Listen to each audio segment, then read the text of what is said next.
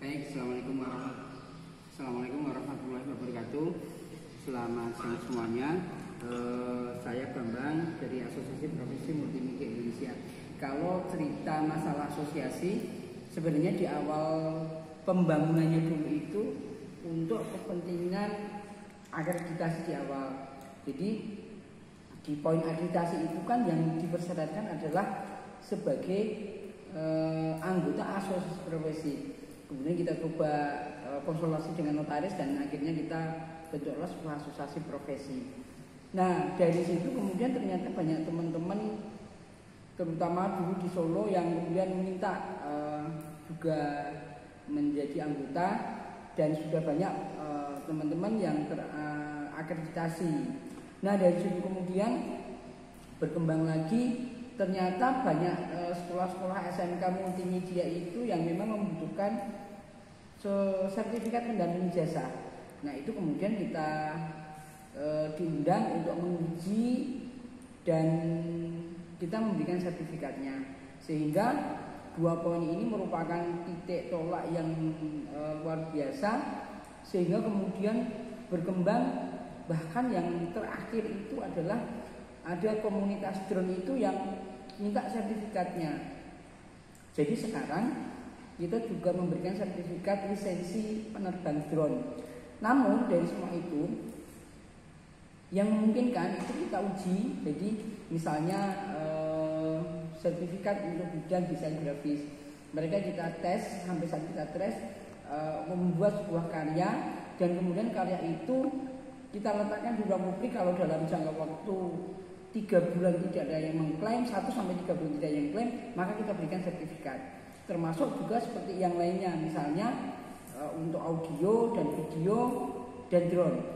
Kalau tempatnya jauh tidak mungkin datang, maka mereka bisa mengirimkan produknya kepada kami untuk kemudian kita tempatkan di ruang publik. Jika tidak ada yang mengklaim, maka kita berikan sertifikat.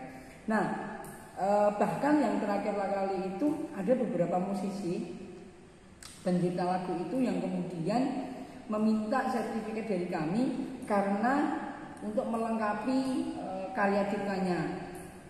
Seperti kita ketahui, karena YouTube di Indonesia juga ada video.com, itu begitu bebasnya mengupload mungkin video yang mungkin bukan karyanya, maka mereka menginginkan sebuah legitimasi agar saat mengupload itu mereka punya sertifikat dan bisa mengklaim karyanya. Nah, dari situ kita juga mengeluarkan, yang terakhir kita lakukan adalah karyanya Cak Dikin. Cak Dikin itu menciptakan lagu sudah sampai ratusan lagu, dan dia tidak pernah menikmati hasil karyanya karena dia hanya dikontrak oleh label.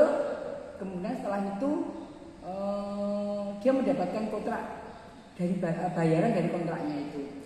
Dan ternyata lagu-lagu Cak Dikin itu bertebaran. Kalau kita ketikkan di YouTube itu Cak Dikin, maka ratusan lagu itu bertebaran.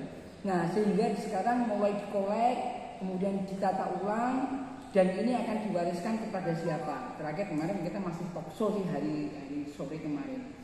Nah, sehingga dengan begitu, teman-teman yang misalnya ingin membutuhkan sertifikat keanggotaan, silahkan ada di daftar.apmi.org, apmmi.org. Begitu Anda nanti di approval, sertifikatnya dalam bentuk digital bisa langsung diambil, dan ID card-nya juga digital, juga langsung bisa diambil. Nah, dari sini kita juga mendapatkan support, karena tidak mungkin kita bisa berjalan tanpa bantuan pihak lain. Ada dari industri broadcast, industri lokal kita, TV ada, juga YouTube kita, radio juga. Yang sebenarnya dulu kita hanya berpikir kalau misalnya ada mata kuliah, jadi paling kecil sekali mata kuliah, sebuah mata kuliah misalnya produksi audio. Nah, produksi audio itu kompetensinya ke siapa? Ternyata ke radio broadcast, karena memang beraudio. Maka kita kemudian bekerja sama dengan radio broadcast untuk di akhir kuliah mahasiswa karyanya itu istilahnya dinilaikan gitu. Kalau sudah layak memang akan diberi sertifikat. Dan karyanya bisa saja diputar di sebuah radio, televisi juga demikian. Nah, sekarang ini berkembang sangat cepat ada di YouTube. Jadi kalau di YouTube misalnya karyanya mirip atau sama, takutnya nanti diklaim oleh seseorang. Itulah kenapa kita memerlukan sertifikat dan legitimasi.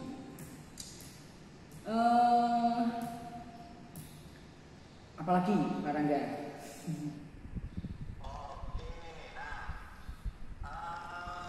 Banyak hal terkait dengan multimedia ini. Mungkin dalam konteks broadcast, ini apakah sudah termasuk dengan multimedia, Mas? Betul. Ya, benar, broadcast masuk dalam coverage kita. Sekali lagi tadi sudah kami sebutkan industri radio, kemudian TV juga sudah import kita. Jadi misalnya di Jogja ada yang minta kemarin itu dari Jango untuk di sertifikasi, maka kita tidak perlu datang ke sana, tapi mungkin tim asesor kita yang ada di Jogja bisa turun langsung ke sana untuk menguji.